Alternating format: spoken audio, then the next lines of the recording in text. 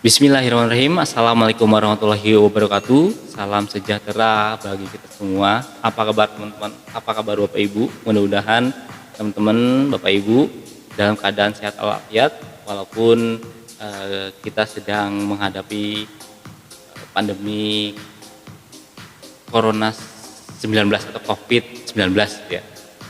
Dalam video ini saya ingin berbagi ilmu, berbagi pengalaman, sharing-sharing tentang bekerja di ketinggian yang sesuai dengan Peraturan Menteri Ketenagakerjaan Republik Indonesia Nomor 9 Tahun 2016 ya, tentang bekerja di ketinggian.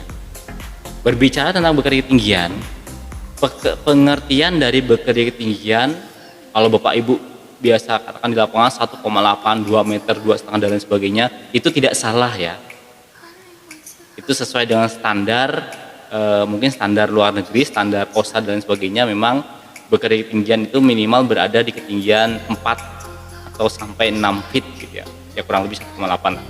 Tapi kalau sesuai dengan Permenaker Nomor 9 Tahun 2016, di mana bekerja di ketinggian pengertiannya adalah pekerjaan yang dilakukan di mana ada perbedaan ketinggian yang berpotensi orang terjatuh dan mengakibatkan cedera, meninggal dunia serta kerusakan harta benda. Itu adalah pengertiannya yang sesuai dengan Peraturan Menteri Ketenagakerjaan Nomor 9 Tahun 2016. Maka disusunlah yang namanya training-training tentang bekerja di ketinggian. Bekerja di ketinggian itu dibagi menjadi 2 bagian. Pertama ada TKBT, ada TKPK. Yang ingin saya bahas dalam video ini adalah tugas dan kewenangan TKBT 2. Apa sih TKBT itu? TKBT 2 itu TKBT itu adalah tenaga kerja bangunan tinggi. Yang ingin saya sampaikan, yang ingin saya sharing kepada teman-teman adalah tugas kewenangannya. Tugas kewenangan TKBT level 2. Apa saja sih tugas kewenangan level 2? Yang pertama adalah kita bicara tentang TKBT 2 atau tenaga kerja bangunan tinggi level 2. Tugas kewenangan yang pertama adalah bekerja di lantai kerja tetap ataupun sementara ya, menggunakan alat penahan jatuh dan pencegah jatuh. Berupa apa? Ada penahan jatuh perorangan, ada penahan jatuh kolektif. Di sini karena saya hanya mempunyai alat penahan jatuh perorangan, jadi yang ingin saya sampaikan alat penahan jatuh serta pencegah jatuh perorangan. Yang pertama, penahan jatuh perorangan. Itu ada yang namanya double hook lanjat with absorber atau bahasa Indonesianya adalah tali pengait ganda dengan peredam kejut. Yang seperti ini. Di mana alat penahan jatuh ini harus mampu menahan beban minimal 15 kN. Kata siapa? Kata Permenaker Nomor 9 Tahun 2016. Maka dari itu Bapak Ibu sekalian atau teman-teman sekalian, sebelum kita membeli atau menggunakan alat penahan jatuh kita yang pertama, kita cek dulu ya. Pastikan alat penahan jatuh kita itu berkapasitas minimal 15 kN. Kita cek di sini, di markingnya bisa tertera ya. Selain itu alat tersebut harus berfungsi dengan baik. Artinya harus ada pengunci secara otomatis ya. Kemudian usahakan atau disarankan harus tertera harus ada yang namanya peredam kejut. Pak, apakah nggak boleh kita menggunakan yang tanpa peredam kejut? Pak, apakah nggak boleh kita menggunakan 3 lanjat atau 1 tali? Boleh-boleh saja. Cuma yang disarankan ya di Peraturan Nomor 9 Tahun 2016 adalah menggunakan tali pengait ganda dengan peredam kejut. Kenapa? Ya alasannya nanti gitu ya, nanti saya sampaikan mungkin pada video berikutnya. Kemudian alat penahan jatuh yang kedua itu ada yang namanya mobile fall arrester. Jadi kebanyakan teman-teman kita di lapangan familiarnya hanya penahan jatuh yang pertama gitu ya, hanya double hook lanjat dengan absorber. Ternyata ada penahan jatuh yang kedua disebut sebagai mobile fall arrester. Ini pun sama ya, minimal harus mampu menahan beban 15 kN. Terus yang ketiga, penahan jatuh yang ketiga biasa disebut kalau di lapangan yoyo gitu ya, tapi ketika teman-teman sudah punya lisensi TKBT 2, ini jangan katakan yoyo lagi. Ini disebut sebagai mechanical fall arrester atau penahan jatuh mekanik atau tarik ulur otomatis. Seperti itu ya. Ketiga alat tersebut disebut sebagai alat penahan jatuh perorangan, di mana ketiga alat tersebut harus mampu menahan beban 15 kN. Cara penggunaannya itu nanti saya sampaikan di video-video berikutnya gitu ya. Kemudian tadi kewenangan yang pertama bekerja menggunakan alat penahan jatuh serta pencegah jatuh. Penahan jatuhnya sudah ada. Pencegah jatuhnya apa, Pak? Yang pertama, ketika saya hadapkan teman-teman dengan alat ini, ya, pasti teman-teman menjawab full body harness. Cuma pertanyaannya adalah, apakah full body harness ini sudah dikatakan sebagai alat penahan jatuh? Jawabannya belum.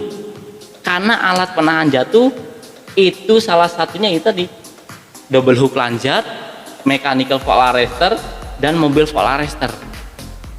Jadi kalau kita menggunakan full body harness ini belum bisa dikatakan sebagai penahan jatuh, karena sesuai dengan Permenaker nomor 9 tahun 2015, alat ini, full body harness ini dikategorikan sebagai pencegah jatuh, ya.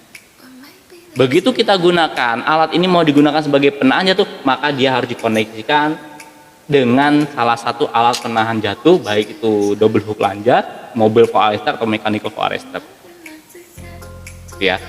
Kemudian alat pencegah jatuh yang pertama disebut sebagai komposisi kerja atau work positioning, ya, ini pencegah jatuh. Nah, alat ini berguna ketika kita bekerja di ketinggian, kita itu mau melakukan pekerjaan, contoh lah kita mau sebagai seorang scaffolder mau melakukan satu pekerjaan di mana kedua tangan kita harus bekerja, harus efektif dan efisien, supaya pekerjaan kita itu tidak satu tangan pegangan struktur, satu tangan bekerja, itu tidak efektif dan tidak efisien. Maka dari itu alat ini berfungsi sebagai komposisi kerja supaya kedua tangan kita bisa bekerja dengan efektif dan efisien, bisa melakukan 100% pekerjaan dengan aman dan nyaman. Maka tugas kewenangan kita yang pertama adalah bekerja menggunakan alat penahan jatuh serta pencegah jatuh, baik itu kolektif ataupun personal, ya. Terus yang kedua, tugas kewenangan kita yang kedua, bekerja atau menuju meninggalkan lantai kerja tetap ataupun sementara dengan menggunakan tangga, Bapak Ibu sekalian. Jadi setiap pekerjaan yang akan kita lakukan, intinya adalah pekerjaan yang ketinggian, akses menuju serta meninggalkan lantai kerja tetap ataupun sementara, kita diperbolehkan menggunakan tangga. Tapi yang pasti pada saat kita menggunakan tangga, kita harus tahu prosedur cara penggunaan alat penahan jatuh. Contoh yang pertama, biasanya pekerja kita di lapangan pada saat dia mau bekerja ketinggian menuju serta meninggalkan lantai kerja tetap atau sementara menggunakan tangga, orang tersebut dia naik atau turun menggunakan tangga, ya tentunya tangga vertikal, itu tanpa mencantolkan, tanpa alat penahan jatuh. Jadi mereka naik dan turun ya biasa saja, ya naik turun. Katakan dia mau naik, begitu naik tangga dia tidak mencantolkan atau tanpa menggunakan alat penahan jatuh, tapi pada saat dia sudah di atas, baru alat penahan jatuh tersebut dia cantolkan. Iya atau iya? Iya. Ya. Nah, ilmu-ilmu ini atau materi-materi ini yang harus kita sampaikan kepada pekerja-pekerja kita di lapangan untuk mencegah atau mengurangi tingkat kecelakaan tentunya bekerja di ketinggian. Maka dari itu, ketika kita menggunakan tangga, prosedur atau cara menggunakan alat penahan jatuh yang pertama, double hook lanjut dengan absorber, ya. Yang pertama adalah tali pengait ganda dengan peredam kejut ini harus tertambat pada poin yang berbeda. Contoh, ini pada anak tangga atas, ini pada anak tangga bawah. Kenapa harus pada poin yang berbeda? Karena kalau misalkan kita cantolkan pada poin yang sama, kemudian terjadi kerusakan di anak tangga di angkur yang atas, maka tidak ada backup, tidak ada bagian yang akan membackup kita. Tapi ketika kita mencantolkan pada poin yang berbeda, maka hal ini sangat disarankan. Karena apa? Ketika yang atas ini gagal, maka masih ada backup yang satunya lagi. Ya, itu poin pertama.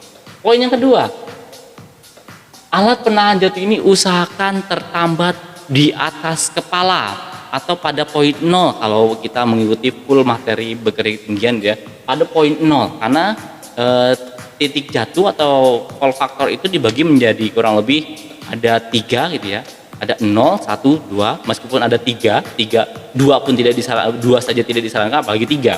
0 itu adalah di atas kepala, ya, mencantolkan alat penahan jatuh di atas kepala. 1 mencantolkan sejajar dengan dada, ya, dada sampai pinggang. Kemudian titik jatuh 2 adalah mencantolkan sejajar dengan kaki atau bahkan di bawah kaki. ya. Tapi titik 2 memang tidak disarankan, boleh tapi tidak disarankan. Ya, jadi usahakan mencantolkan pada poin yang berbeda, kemudian mencantolkan di atas kepala. Yang kedua, yang ketiga adalah pada saat bergerak, Bapak Ibu sekalian. Pada saat bergerak, usahakan tambatkan secara bergantian atau pindahkan secara bergantian. Kenapa? Alasannya adalah ketika kita tambatkan secara bergantian, maka pada saat saya melepas satu alat ini, maka saya akan di backup satu alat tersebut. Ya. Tambatkan secara bergantian. Kemudian selanjutnya adalah tidak mengkaitkan di bawah kaki pada poin 2. Ya. Kenapa tidak boleh? Karena begitu si pekerja atau tenaga kerja kita jatuh, maka akan 2 kali lipat hentakan yang akan membuat full body harness kita atau badan kita akan terhentak lebih besar. Ya. Kemudian selanjutnya adalah tadi sudah mencatat pada poin yang berbeda, kemudian di atas kepala mencatat secara bergantian, ya, tidak boleh mencatatkan sejajar dengan kaki. Dan yang terakhir, Pak, kalau misalkan saya ke area struktur di mana struktur itu tidak bisa kita tambatkan atau bagian strukturnya lebih besar daripada hook yang kita punya. Biasanya pekerja kita di lapangan, Pak, apakah boleh dililitkan seperti ini? Apakah bisa dililitkan seperti ini? Ya, bisa, tapi tidak disarankan. Ingat, 15 kN itu terpasang di mayor aksis, terpasang di 0 derajat, terpasang di 100% tie off. Jadi ketika kita melilitkan seperti ini, khawatirnya yang harusnya untuk menahan jatuh adalah bagian hooknya, tapi ketika kita melilitkan, begitu kita jatuh, yang menahan jatuh justru adalah bagian penguncinya. Itu yang kita khawatirkan. Maka dari itu, ketika kita melilitkan seperti ini, ya, itu tidak disarankan. Terus solusinya apa, Pak? Solusinya adalah kita membuat angkur sementara. Ya, jadi membuat angkur sementara. Nah, ini seperti ini contohnya. Ini ada angkur strap, webbing angkur, ya, membuat angkur sementara. Sehingga ketika kita membuat angkur sementara dan kita mencantolkan tetap pada posisi 100% tie off. Itu salahnya. Itu tugas kewenangan kita yang kedua. Tugas kewenangan kita yang ketiga. Pada saat si pekerja, Pak, di lapangan saya mau naik ke area struktur tapi tidak ada tangga. Maka TKBT 2 atau tenaga kerja bangunan tinggi level 2 itu kewenangan yang ketiga adalah bekerja secara vertikal ataupun horizontal pada struktur bangunan. Ya, jadi ketika tidak ada tangga, boleh nggak saya naik ke struktur bangunan? Boleh, karena itu adalah kewenangan TKBT 2 yang ketiga. Ya. Tapi catatannya adalah ketika orang tersebut bergerak menuju atau meninggalkan secara vertikal dan horizontal, harus tetap menggunakan alat penahan jatuh serta pencegah jatuh. Terus yang keempat, bekerja pada bidang miring. Artinya begini, ada beberapa kawan-kawan kita atau beberapa teman-teman kita yang sering melakukan pekerjaan itu di atap, ya, di atap gedung atau di atap workshop atau di atap pabrik-pabrik dan sebagainya, ya. Itu TKBT 2 boleh karena itu kewenangannya. Jadi ketika si pekerja itu belum mempunyai TKBT 2 dan dia bekerja di atas, seharusnya tidak disarankan. Karena apa? Kembali lagi, hanya orang yang berwenang yang boleh bekerja pada bidang miring. Jadi ketika teman-teman sudah punya TKBT 2 nanti, itu kita disarankan atau diperbolehkan bekerja pada bidang miring.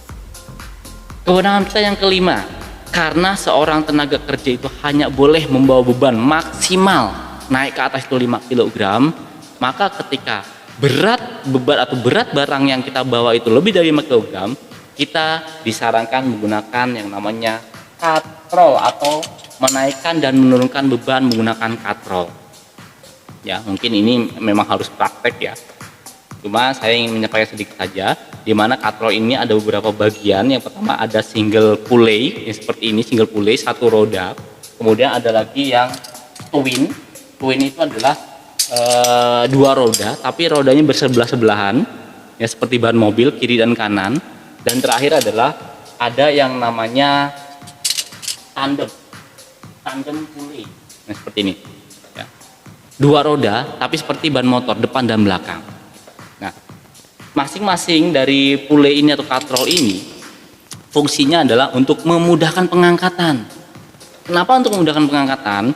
Contoh ketika kita mengangkat beban ya, tanpa menggunakan pule, tanpa menggunakan katrol, contoh saya tanpa menggunakan katrol seperti ini, maka akan ada gesekan, maka beban yang kita terima itu adalah lebih berat. Contoh beban yang saya angkat itu 25 kg tanpa menggunakan pule, saya angkat ke struktur seperti ini, maka beban yang kita angkat dan yang kita terima akan lebih besar atau akan lebih sulit. Ya. Terus yang kedua adalah untuk mengurangi gesekan, karena tanpa adanya katrol, tanpa adanya puli, kita mengangkat beban banyak sekali gesekan. Di mana gesekan ini akan berpengaruh dari kapasitas tali atau adanya gesekan sehingga tali kita kelama-kelamaan akan putus gitu ya, akan aus dan putus. Maka dari itu disarankan kewenangan kita yang kelima adalah menaikkan dan menurunkan beban barang menggunakan katrol. Dan yang terakhir, kewenangan kita yang keenam adalah melakukan pertolongan darurat. Jadi intinya adalah ketika ya amit-amit ya, ketika seorang tenaga kerja itu jatuh dan tergantung ya, pada lanjat ini, pada alat penahan jatuh, orang tersebut harus bisa melakukan pertolongan darurat terutama untuk diri sendiri dulu. Karena apa? Begitu orang terjatuh, hentakannya besar, kemudian 2 menit dia akan merasa pusing, 5 menit dia akan pingsan, 10 menit atau masuk ke area golden time-nya dia akan memilih antara Balikpapan ataupun Sukabumi. Ya, meninggal dunia. Maka dari itu, di kewenangan kita yang keenam, itu kita harus bisa melakukan yang namanya self rescue atau menolong diri sendiri. Bagaimana untuk menghindari, mencegah dari yang namanya suspensi trauma, posisi ketidaktahanan tergantung. Ya, jadi suspensi trauma itu terjadi ketika kita terjatuh, kemudian bagian paha terjepit, dada terjepit, atau pembuluh darah utama kita terjepit sehingga oksigen dan darah yang dari bawah sulit mengalir ke otak atau sulit bersirkulasi, maka yang kita akan rasakan adalah pusing, pingsan, bahkan meninggal dunia. Nah, dalam training TKBT 2 ini kita akan diajarkan yang namanya self rescue atau menolong diri sendiri. Ya. Nah, orang yang sudah terjatuh atau tergantung yang sudah melakukan self rescue menolong diri sendiri, apakah orang itu harus diturunkan? Jawabannya ya. Bagaimana cara menurunkannya? Itu nanti di sesi praktikalnya kita akan praktekkan, kita akan simulasikan bagaimana orang tersebut menolong diri sendiri dan bagaimana orang tersebut di rescue atau diturunkan. Karena prosedur paling enak adalah menurunkan korban, gitu ya, menurunkan korban dari area-area yang sekiranya berada di area ketinggian. Mungkin itu saja yang dapat saya sampaikan Bapak Ibu sekalian. Ya, tugas kewenangan tenaga kerja bangunan tinggi level 2 itu ada 6, perlu kita ingat. Jadi jangan sampai ketika kita sudah punya lisensi nanti, ya, begitu ditanyakan tim HSC atau ditanyakan atasan kita di lapangan, apa sih tugas kewenangan TKBT 2 itu? Tugas kewenangannya ada 6. Ya. Yang pertama, bekerja pada lantai kerja tetap ataupun sementara dengan menggunakan alat penahan jatuh dan pencegah jatuh. Yang kedua, bekerja menuju meninggalkan lantai kerja tetap ataupun sementara menggunakan tangga. Ketiga, bekerja secara vertikal ataupun horizontal ya pada struktur bangunan. Yang keempat, bekerja pada bidang miring. Yang kelima, menaikkan dan menurunkan barang menggunakan sistem katrol. Dan yang keenam adalah melakukan pertolongan darurat. Mungkin itu saja yang dapat saya sampaikan untuk sesi ini. Mudah-mudahan apa yang saya sampaikan sangat bermanfaat, ya. Ambil manfaatnya dan buang jauh-jauh yang tidak bermanfaat. Ya. Mungkin di sini saja. Lain kali kita lanjutkan, masih banyak materi-materi TKBT 2 tentang pengenalan alat, bagaimana cara bergerak dan sebagainya. Nanti kita ketemu di video-video berikutnya. Saya Panitra Harjo, tim dari Arai, praktisi bekerja ketinggian, mohon pamit. Billahi taufiq wal hidayah. Assalamualaikum warahmatullahi wabarakatuh. Salam ketinggian, salam sehat.